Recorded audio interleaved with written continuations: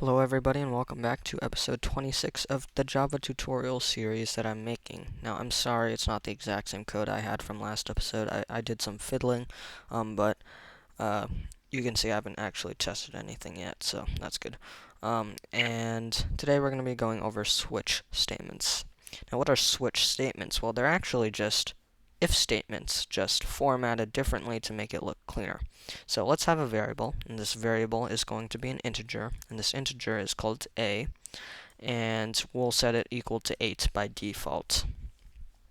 Now, we want to compare this number to a bunch of different numbers, right? We can say. And we want to check whether it is equal to a bunch of different numbers. So how would we do this? Well, you'd say an if statement, of course. That should be your response, at least. So we do if a equals to 8, or not 8, to 2, and then maybe we can say, or you know what, we don't even have to put anything in here, and then we can create another else if statement. We can say maybe if a is equal to 7, then we'll do something else, or else if a is equal to -9, we'll do something else, right? And then we can say maybe otherwise, if it's none of these numbers, we do something else. Now, here's the thing. This looks kind of messy. Let's say you're trying to compare every single grade. Or not grade, sorry, every single number. What if we do more? What if we have to compare it to like 20 other numbers? Well, this looks messy, and it's quite long, quite frankly. So, what are we going to do? So, our numbers are 2, 7, and -9.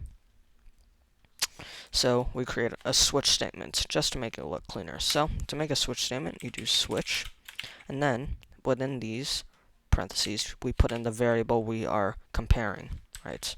You can remember we were comparing a to something else, to a bunch of different numbers. So then we put in the variable in here, and then we put some curly braces. In the curly braces, we want to put case, and then we put in what number we want to compare it to. So let's do 2, right? And then we put a colon, not a semicolon, a colon. And then we type in, what we're going to do. So we'll say it was 2. And then, just like in last video, like I mentioned, here comes the break keyword, break. Now we can do case, 7. We can print out it was 7. And then break. And then case, -9, I think it was. We can print out it was -9. And then we break, and then we say default, and we can print out it was none of the above, and we break, right? So this does, now let me just write this out in an if statement. So just to compare, if a is equal to 2, then we'll say this, and I'm just going to pause the recording once I have everything done, because, yeah. Alright, so I finished it up, and let's just look over what I have. First, we have this if statement, checking if a is equal to 2. Then we have an else if statement saying if a is equal to 7. And then if a is equal to -9.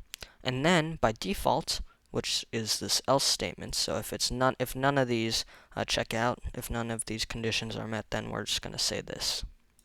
This is just long and it looks messy. Then we have this code. Look at how nice it is. And remember, we don't only have to put one line. It's just like this. So anything between the case and the break, you can think of the case as the opening curly braces, and then the break as the closing curly braces. This looks a lot better, and it's a lot shorter. So let's just run through it. Switch statement A, within these parentheses, we put in the variable we're going to compare to each case or each number. Then within the curly braces, we have the case 2. So in this case, we're comparing it to 2. And if a is equal to 2, then we're going to print out it was 2. And then we're just going to break. And then otherwise, if it was case 7, otherwise if it was this case, in which case, if a is equal to 7, then we're going to print out it was 7. Otherwise, if the case was -9, or otherwise if a was equal to -9, then it's going to print out it was not -9. Sorry, it was -9. Then, this else statement, this right here, if it was none of the above, it's going to print out it was none of the above, right? That else statement is just default. Default is just another word for else in this switch statement. And even though they do the exact same thing, one looks a lot better, and that is the switch statement. So let's run it, and you can see that it says it was none of the above and it's printed 2 times. Well, that's because the first time it's coming from this else statement, right? And the other time it's coming from this default statement. Let's just set the variable to 7, and you can see the difference. Or let's set it to -9, and you can see now it's changed. It was -9. It was -9. So this else statement checks if a is equal to -9. Sorry, if a is equal to -9, then it prints out it was -9, and so it printed out it was -9. That's this first line. And then in the switch statement, since the case was -9, since a was equal to -9, then it's going to print out that same exact thing, and that's what this line is. And that's all for switch statements. Thank you for watching. I hope you learned something today. Make sure to play around with switch statements after this episode. See you guys in the next video. Goodbye.